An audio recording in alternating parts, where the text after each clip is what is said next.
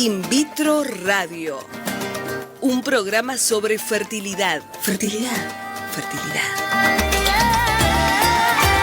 Acercándote la información precisa junto a los avances de la ciencia. Como la luz fluye. In Vitro Radio.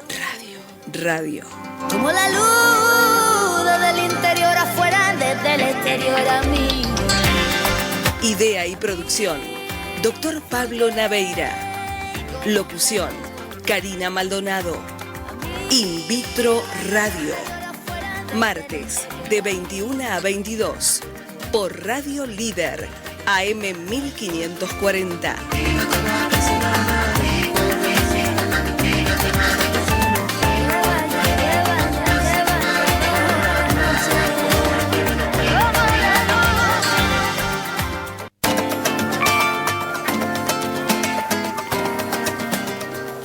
Buenas noches, bienvenidos a In Vitro Radio como todos los martes acá por AM Líder, AM 1540. Estamos con el doctor Pablo Naveiras para hablar durante una hora sobre fertilidad. ¿Qué tal, Mariana? ¿Cómo te va? Buenas Muy noches. bien. Bueno, semana plagada de novedades. La verdad que entre las reuniones propias de la Sociedad Argentina de Medicina Reproductiva y las asociaciones civiles, ¿no?, que nuclean pacientes, Concebir, Sumate a Dar Vida, Abrazo por Dar Vida, bueno, realmente se han movido mucho en reuniones informativas, tanto en Capital como en el interior del país. Recordemos que hubo una reunión en el noroeste, en la provincia de Salta, ¿sí?, con mucha participación de pacientes.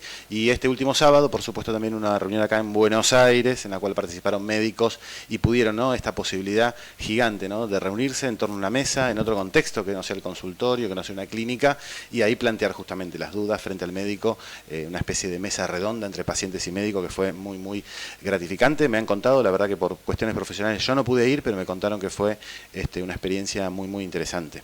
Es interesante sobre todo esa interacción más directa de los pacientes con los médicos y a la vez con las organizaciones. Tal cual, lo que siempre tratamos de hacer en este programa, ¿no?, bajar un poco este conocimiento científico, ¿no?, a veces muy difícil, a veces muy duro, ¿no es cierto?, palabras muy técnicas. Y esto de fertilización in vitro, ICSI, espermograma, empiezan a surgir un montón de preguntas con respecto a qué es esto, ¿no? Es todo nuevo, ¿no? Desde la noticia de que una pareja... Desde la ley, ¿no?, ni que hablar, ¿no? A partir de la ley ya somos hasta abogados, ¿no es cierto?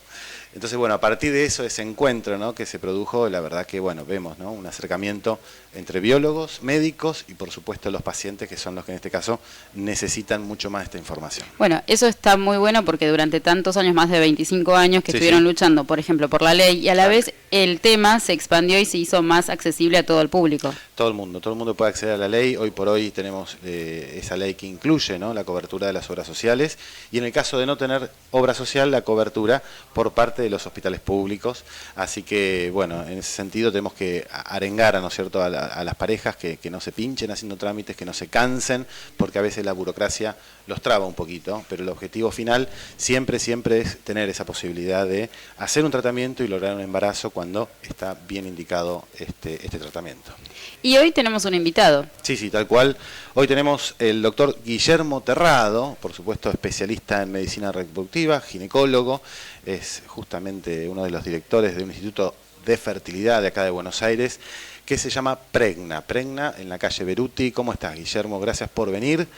Muchas gracias, Pablo, por la invitación. Buenas noches a todos. No, al contrario. La verdad que estábamos pendientes de tu visita hace mucho tiempo. Obviamente fuimos postergando viajes, organizaciones, congresos, y bueno, acá estamos difundiendo, ¿no es cierto?, esta visita tuya en internet, y por supuesto que se fue llenando la casilla de mail de preguntas, que vamos a ver si podemos acá entre Mariana y yo poder leerte todas las preguntas, a ver qué nos puedes ayudar de todas estas cosas nuevas, ¿no?, de la información hacia los pacientes. Tenemos preguntas, Mariana. Así es. Ahora comenzamos, pero antes les vamos a decir a los oyentes cómo pueden comunicarse con nosotros. Sí. Acuérdense que In Vitro Radio tiene un canal en YouTube, allí pueden escuchar todos los audios de los programas anteriores, y también pueden hacerlo a través de un mail, invitroradio@gmail.com, y también por Twitter, @invitroradio. @invitroradio. La verdad que Twitter nos da una posibilidad enorme de difusión, porque bueno, justamente, ¿no?, anunciamos primero los invitados. De esa manera, somos todos arroba. Somos todos arroba. Sí. Por supuesto pueden seguirlo también el doctor @doctor Terrado. Y por supuesto que esta posibilidad, ¿no? Que a veces tenemos el enganche, ¿no? De oyentes del extranjero, ¿no? Siempre tenemos que saludar a los oyentes de Venezuela, de Chile, de España, ¿no? La Sociedad Española de Fertilidad que nos retuitea y nos difunde los audios de los contenidos de este programa. Así que bueno, principalmente un saludo para ellos y bueno, los esperamos como siempre, todos los martes acá a las 21 horas. Mira, tengo una pregunta de... No dice el nombre. Esto lo mandaron, pero... Mandan por mail, sí. Por mail y... Viste que ahí en el mail podés inventar cualquier nick y no sabes el nombre. Soy una mujer de 32 años con 2 hijos varones. No descarto la posibilidad de tener un tercer hijo, que me encantaría fuese nena. ¿Hay alguna manera de poder seleccionar el sexo de un futuro hijo? Te tocó fácil, Guillermo, para entrar en una pregunta muy polémica, sí. Sí, sumamente polémica. Obviamente, si uno se restringe estrictamente a lo técnico, la respuesta es sí, pero por supuesto no nos deberíamos o no debemos restringirnos estrictamente a eso, ya que hay todo un tema muy importante a nivel ético y moral con respecto a la elección del sexo de un hijo y nosotros, si bien, como ustedes dijeron al principio, tenemos una ley de cobertura, no tenemos una ley de práctica, pero nos regimos por el Código de Ética de la Sociedad Argentina de Medicina Reproductiva y explícitamente está prohibido esto por la sociedad. Tal cual, o sea, en 2 palabras. Primero hay que formar los embriones. Totalmente. Una vez que están formados los embriones, analizar si esos embriones son nenas o nenes. La pregunta en cuestión es, ¿qué hacemos con los nenes? O sea, son embriones, son futuros potencialmente, ¿no es cierto?, que tengan un potencial de implantación y ser un bebé a término el día de mañana. O sea, no se está diagnosticando por alguna enfermedad puntual, que ahí sí estaría justificado, sino que simplemente por una cuestión de diferenciación sexual, ¿no? Totalmente. Eso es justamente lo que está, o sea, resumiendo, técnicamente es posible, es muy fácil, de hecho lo hacemos todos los días prácticamente, el análisis genético pre-implantatorio, o sea, antes de colocar el embrión adentro del útero tenemos la posibilidad técnica de analizarlo. ¿Pero éticamente? Pero éticamente no se hace. No hay ningún lugar que por lo menos conozcamos acá en Argentina, que haga un tratamiento solamente a los fines de elegir el sexo de nene o nena. Así que ojalá que esté contestada la pregunta, por lo menos desde la parte médica, ¿no? Bueno, otra pregunta que le envió Gabriela por mail. Me hice mi primera fecundación in vitro en agosto de este año, la cual dio positiva. Sí. Pero terminó en un aborto de 2 semanas. ¿A qué se debe y qué tiempo debo esperar para un segundo intento? Mira vos. Bueno, a ver, las pérdidas del primer trimestre del embarazo no son ajenas a los resultados de los tratamientos de fertilidad. Lo que quiero decir puntualmente es que el 15% de todos los embarazos que se logran, ya sean en forma natural, en forma de tratamientos de baja o alta complejidad, van a terminar en detener, digamos, un aborto espontáneo del primer trimestre, independientemente de cómo se haya logrado el embarazo. Tal cual, clarísimo eso. Entonces, el hecho de poder tratar de explicar el por qué puntualmente en este caso se detuvo el embarazo, la verdad es que uno debería tener más herramientas como para poder hacer el diagnóstico. Lamentablemente también muchas veces no las tenemos, muchas veces nos quedamos sin ese diagnóstico. Claro. Y después de algunas pérdidas de embarazos como que se empiezan a hacer algunos estudios como para tratar de encontrar la etiología de esto y tratar de solucionar a futuro para que no vuelva a ocurrir en un futuro embarazo. Tal cual, o sea, la pérdida de un solo embarazo quizás es estadísticamente probable y nos puede pasar a cualquiera, ¿no? Como vos dijiste, independientemente del método por el cual se obtuvo ese embarazo. Pero claro, después el otro capítulo, ¿no?, de la medicina reproductiva, esta pareja que embaraza los pierde, cambia totalmente el enfoque, ¿no? Ese es realmente el mayor desafío que tenemos todos los días como médicos especialistas en medicina reproductiva. Para nosotros es mucho más difícil, problemático, engorroso, traumático, tratar de lidiar con una paciente que lamentablemente pierde sus embarazos que aquella que nunca se embarazó. O sea, de la alegría de conseguir ese famoso, su unidad beta positiva, ¿no es cierto? Quizás en las primeras 12 semanas tener algún, justamente, ¿no? Detenimiento de ese embarazo y, bueno, toda la frustración a partir de eso. Tuvimos un programa especial, que acá vino el doctor Perco como andrólogo, vino el doctor Baratini como ginecólogo, y a su vez tuvimos la salida telefónica de la doctora Adriana Sarto, como para cubrir, ¿no? Todas las etapas o las posibilidades de estudiar, ¿no? Una pareja que tiene un aborto recurrente, o sea que los invito, ¿no es cierto? Justamente si quieren recorrer la página de YouTube, no va a ser el tema del día de hoy, por supuesto, pero si tienen inquietudes con respecto al aborto recurrente, ahí en YouTube van a encontrar el audio de esa charla que estuvo muy interesante. Otra pregunta que viene desde San Juan, la envía Viviana.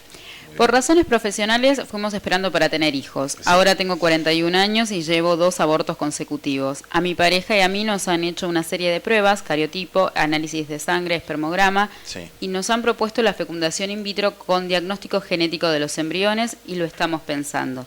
¿Es realmente la única solución que tenemos para intentar conseguir un embarazo viable? Mirá vos, Guillermo, parecería que todo el programa gira en torno a la genética, ¿no? Y es que tiene mucho que ver, pero realmente, a ver, el diagnóstico genético preimplantacional es un tema muy útil y muy controvertido a la vez. El uso de esta técnica en pacientes mayores de 40 años está sumamente controvertido justamente por el hecho de que la mayoría de los óvulos que tienen estas pacientes tienen alguna alteración cromosómica. O sea, todos los óvulos de las mujeres a cualquier edad pueden tener una alteración cromosómica. Sí. Lo que ocurre es que a edades más tempranas, por debajo de los 30 años, la proporción de embriones que se llaman euploides, o sea, embriones normales, con respecto a una paciente mayor de 40 años, se invierte. Si yo en una paciente de menos de 25 años tengo, por ejemplo, un óvulo anormal de cada 10, esa relación se invierte por encima de los 40. Entonces, la posibilidad de que realmente los embriones estudiados después de los 40 años tengan algún tipo de alteración es muy alta. Habíamos escuchado, ¿no es cierto?, en un congreso que hablaban de que los óvulos de las mayores de 40, quizás hasta el 80% tienen alguna alteración. O sea que nos queda trabajar con ese pequeño 20% de óvulos normales. Y a eso debemos sumarle la parte técnica, que realmente para que justifique la técnica deberíamos tener de 5 embriones fertilizados para arriba. Y el aporte del varón, por supuesto, ¿no? Nosotros siempre acá estamos tratando permanentemente de difundir, ¿no?, lo que es la andrología, lo que es el conocimiento, justamente que no quede el varón solamente un espermograma, un pequeño aporte, sino que, bueno, ni más ni menos que 23 cromosomos, ¿no? La mitad de la genética de ese embrión, así que cuanto más lo estudiamos, más encontramos, ¿no es cierto?, alguna alteración que justamente nos permite primero alertar y después, por supuesto, medicar y tratar, que sería lo mejor antes de realizar cualquier tratamiento, ¿no es cierto, Guillermo? Estamos por ese camino, ¿no es cierto? El estudio del varón. Bueno, estamos llegando ya casi a la primera pausa. Simplemente quería nombrar a esta paciente tuya del interior, se llama Paola Ramírez, de La Pampa, te manda muchos saludos. Más que una pregunta, es todo un saludo y, bueno, un respeto, ¿no es cierto?, por vos y por el instituto donde ella está atendiendo, que en este caso, por supuesto, es Pregna. Muchas gracias. Bueno, genial. Seguimos recibiendo preguntas, invitroradio@terra.com.ar. Nos encontrás en Facebook, Invitro Radio, en Twitter, @InvitroRadio, y en la web, www.invitroradio.com.ar. Correo electrónico, invitroradio@hotmail.com. Cierre espacio publicitario.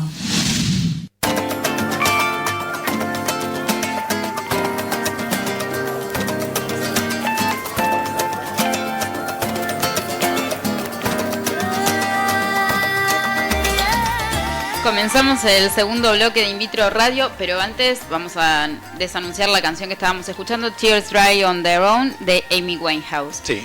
Y ahora seguimos con las consultas de los pacientes, de los oyentes que enviaron por mail. Seguimos con las preguntas. Acá Marina de San Justo, estoy esperando para hacer mi primera fertilización in vitro, doctor Terrado, y quería saber alguna opinión sobre el tema, sobre todo la parte de dolores y resultados. Muchas gracias.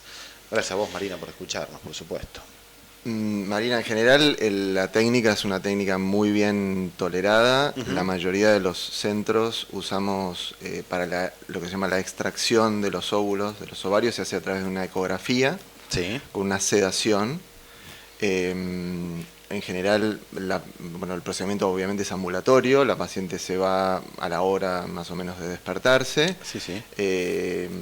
En la mayoría de los casos no es una técnica compleja ni dolorosa, podés llegar a sentir algún dolor tipo menstrual ese día a la tarde, pero... Tal cual, o sea, la extracción es indolora, por supuesto, puesto un quirófano, con anestesista y todas esas cuestiones que hacen que, por supuesto, la paciente prácticamente ni se entere, ¿no?, de la extracción de los óvulos. Y los cuidados posteriores, ¿no?, a la extracción de los óvulos. Nosotros habitualmente el día que hacemos la extracción de los óvulos indicamos un reposo domiciliario, los 2 días siguientes una vida tranquila normal, y el día de la transferencia embrionaria, que es una técnica que se hace sin anestesia para paciente tan molesta como un Papá Nicolau, que obviamente se hace en quirófano por una cuestión de asepsia y de cercanía al laboratorio, pero no más que eso. Claro. Y nosotros indicamos en general 48 horas de reposo domiciliario, pero también está muy discutido. En la mayoría de los lugares del mundo no se realiza el reposo y los resultados son idénticos. Una paciente me vino con un recorte del diario, decía que la que salió campeona de vóley en las últimas Olimpiadas de Londres, ¿no? Imagínate si saltó y corrió y ya estaba embarazada de 5 semanas. Hay muchos trabajos en la literatura que indican que realmente el reposo posterior a la transferencia no suma, ¿no? Tal cual, quizás hace unos años, ¿no?, que cuando estás ese embarazo eran menores, entonces claro, no sabían qué parámetro ajustar y quizás las mandaban primero 15 días, después se achicó y las mandaban una semana de reposo, ¿no? Exactamente. Y a veces la cabeza es lo que... La cabeza es tremenda. Una semana en cama, imagínense, ¿no? Mariana, tenemos más preguntitas de invitroradio@terra.com.ar. Esta pregunta nos envía Juliana, también la envió por mail. Ella nos cuenta que se ligó las trompas hace 6 años, después de tener a su 4.º hijo. 1 fue por parto normal y 3 fueron por cesárea, y ahora no puede quedar embarazada. Ella supone que por la ligadura. ¿Es esto así? Eso efectivamente. La ligadura sí, pues claro, es el motivo que ella eligió, ¿no?, para no quedar más embarazada hace 6 años, dijiste. Sí. La ligadura tubaria es un método anticonceptivo irreversible, irreversible en forma sencilla, digamos. Hay técnicas de microcirugía tubaria que permitirían hacer una recanalización de las trompas, pero la verdad que es una técnica sumamente compleja y con dudosos resultados. Lo único que que tendría que tener en cuenta a los fines de buscar un nuevo embarazo sería realmente hacer una fertilización in vitro.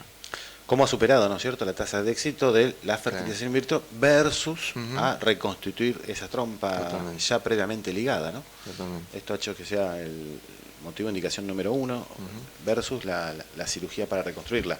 De todas maneras, queda picando ese temita, ¿no?, que esta paciente tenía 3 cesáreas anteriores, o quizás justamente, ¿no?, lo que no tiene contraindicado la in vitro, sino lo que tiene contraindicado quizás es un próximo embarazo. Sí, al menos tenerlo en consideración por el riesgo que generaría una nueva cesárea. Claro. Sí, habría que tenerlo en cuenta, por supuesto. Habría que estudiarlo también ese temita.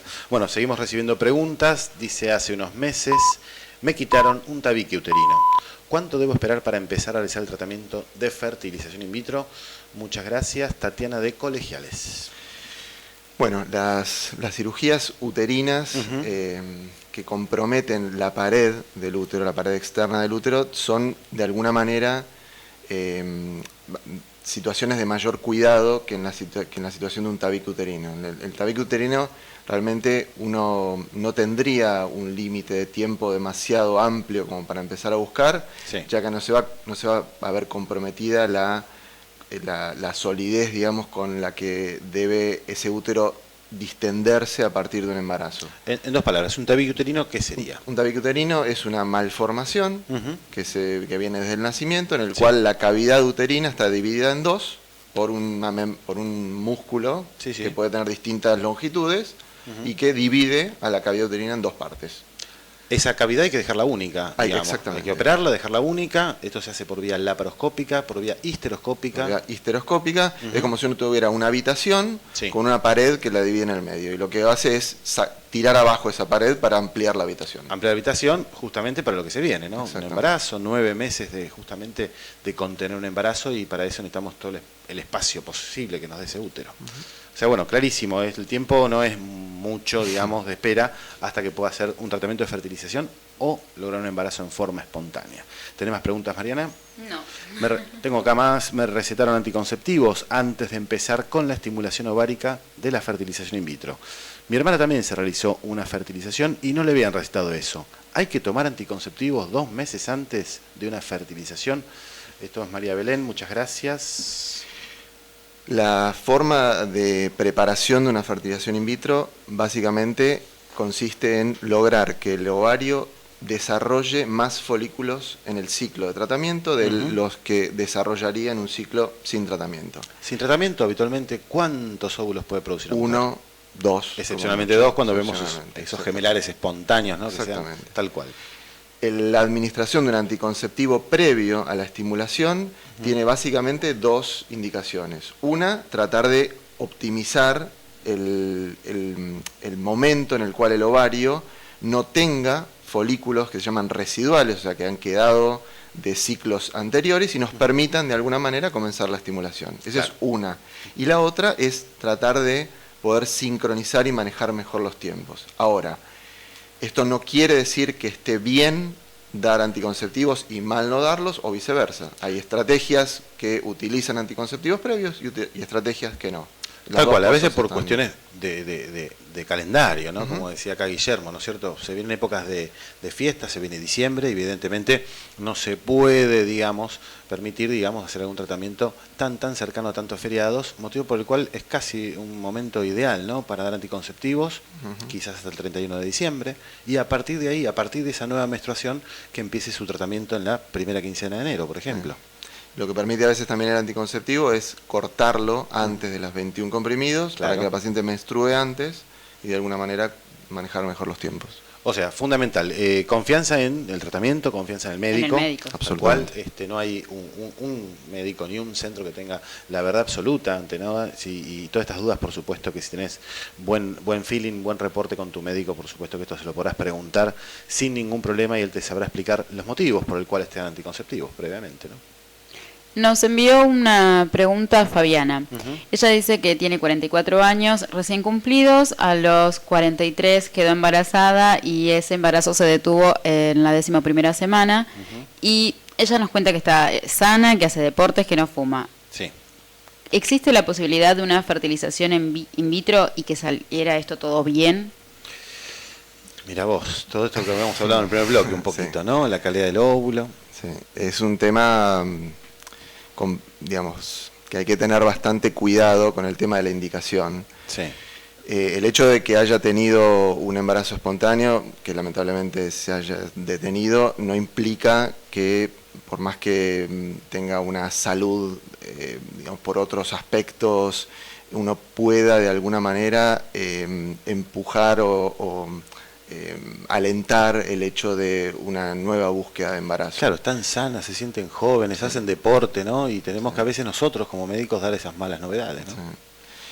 Por supuesto, uno no es quien para determinar o decir desde el punto de vista de cuándo, o hasta cuándo, mejor dicho, buscar un embarazo, pero lo real y concreto es que la literatura por encima de los 43 años reporta muy pocos casos de embarazos con tratamiento, con óvulos propios, por supuesto, estamos hablando, ¿no? Después tenemos todo el tema de la donación, que bueno, es capítulo aparte. Capítulo aparte. Sí.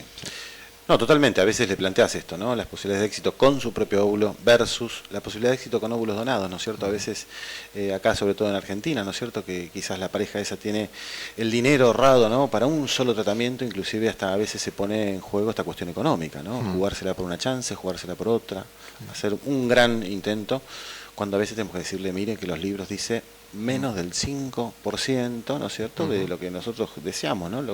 La tasa de embarazo de bebé sano dentro de 9 meses, ¿no? Lo que los americanos llaman el take home baby, ¿no? Claro, y ese es el punto fundamental, porque uno por ahí puede estadísticamente ofrecerle alguna chance de embarazo, pero lo que a nosotros nos importa es que tenga un bebé en la casa. Claro, sí. Y el punto pasa por ahí.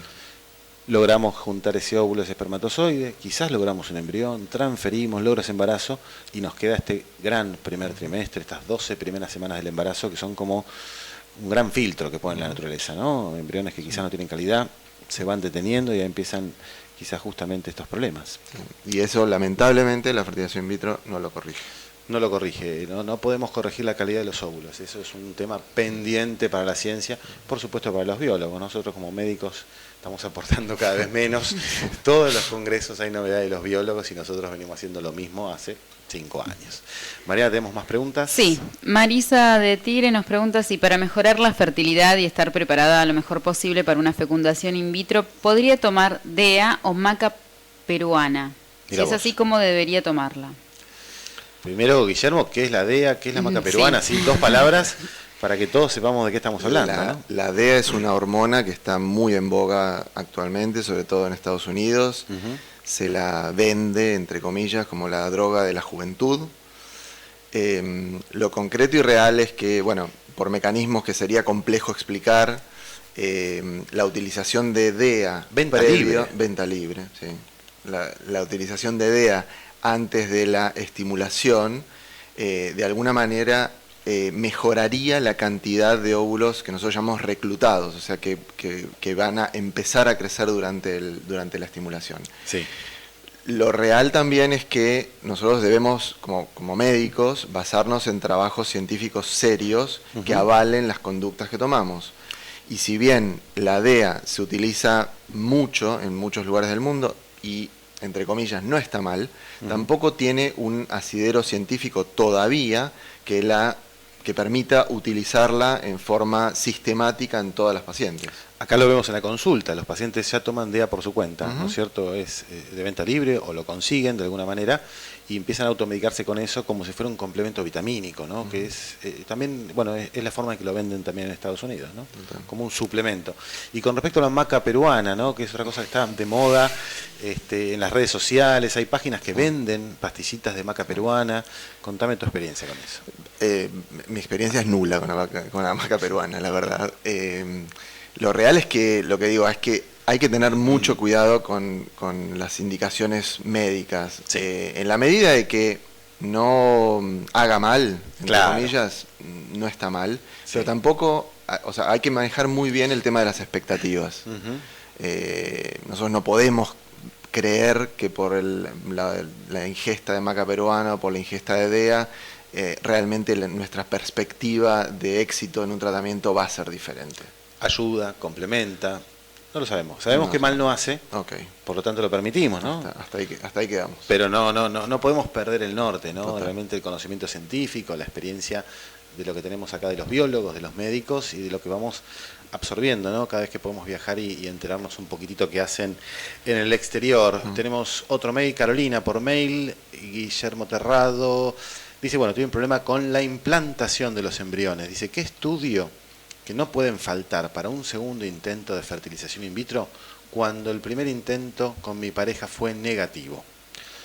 O sea, ya hace toda una descripción, por supuesto es una historia clínica muy larga, imposible, ¿no es cierto?, de leer acá por radio, pero creo que el concepto de la pregunta acá el doctor Guillermo Terrado lo entendió perfecto. ¿Y qué sugerencias le harías a esa pareja para intentar otra vez por este tipo de tratamientos? En realidad, el tema de la implantación es el gran agujero negro que tenemos en la medicina reproductiva. O sea, nosotros conocemos en la teoría lo que ocurre cuando colocamos un embrión adentro del útero después de un tratamiento de fertilización in vitro. Claro. Pero no tenemos herramientas para realmente constatar qué es lo que está pasando en ese diálogo que tiene que haber entre el embrión, o sea, la superficie de esas células, Sí. y el endometrio. Tal cual. Si yo tuviera que darle una recomendación, seguramente sería todos los estudios pre-tratamiento que debe haber hecho seguramente antes del primero. Una buena evaluación de la cavidad uterina, básicamente el estudio de los embriones, que yo creo que en general la mayoría de las veces el problema está ahí. O sea, el problema está en la capacidad que tiene ese embrión de implantar. Sí. Y muchas veces está dado básicamente, fundamentalmente por la edad de la paciente, por la reserva ovárica, lo que nosotros llamamos como reserva ovárica, o sea, la cantidad de óvulos que a esa paciente le quedan como para poder seguir haciendo tratamientos, y hay que enfocar la idea de la implantación por ese lado, ¿no? Ver de qué manera se puede mejorar ese óvulo, ese espermatozoide. Esto consecuencia traería también mejoras en el embrión y no a veces lo contrario, ¿no? Las pacientes se quedan con la sensación de que no implantan porque yo tengo algo, mi cuerpo lo rechaza, ¿no? Cosas justamente que generan mucha culpa que escuchamos en el consultorio, ¿no? Totalmente. Eso es lo que tenemos que ir de a poquito despejando de el pensamiento de la mujer. Última preguntita, Mariana, y vamos al corte. Bueno, Janina de Vicente López nos pregunta, ¿por qué cuando se realiza una fecundación in vitro en el embarazo se suelen después tener gemelos o mellizos? Mirá vos. Programas y programas, hemos hablado de eso. Está dentro de los mitos habituales, ¿no? Mitos urbanos con respecto a la fertilidad, ¿no? Que somos los grandes culpables de esos carritos dobles y triples que vemos por la calle, ¿no? Sí. Afortunadamente, la tendencia mundial y también en Argentina es a la disminución en la cantidad de embriones que colocamos adentro del útero después de un tratamiento. Los cuatri, quinti que se veían hace 8, 10, 12 años, hoy por hoy prácticamente no existen. La tendencia mundial es a tratar de llegar a transferir un solo embrión con la misma tasa de éxito que teníamos cuando transferíamos más embriones. Obviamente nosotros partimos o ponemos un punto medio. La recomendación de la Red Latinoamericana de Reproducción Asistida, de la Sociedad Argentina de Medicina Reproductiva, es a transferir no más de 2 embriones en aquellas pacientes que son menores de 35 años y evaluar muy bien cada caso en aquellas pacientes mayores de 35 años. Pero en general la tendencia actual es a transferir 2 embriones, con lo cual afortunadamente hemos bajado mucho el porcentaje de embarazos múltiples. Se puede llegar a ver algún gemelar doble, pero gemelares triples prácticamente hoy por hoy son una excepción. Se ven menos, tal cual. Bueno, justamente al tercer bloque vamos a hablar con la doctora Natalia Fernández Peri, que es del Instituto Valenciano de Infertilidad, el IVI, cuya sede acá en Buenos Aires, y vamos a hablar exactamente de ese tema. O sea, mirá la pregunta cómo nos fue llevando, así que vamos a hacer un pequeño corte y en el tercer bloque volvemos con Vitro Radio y la entrevista a la doctora Fernández Peri.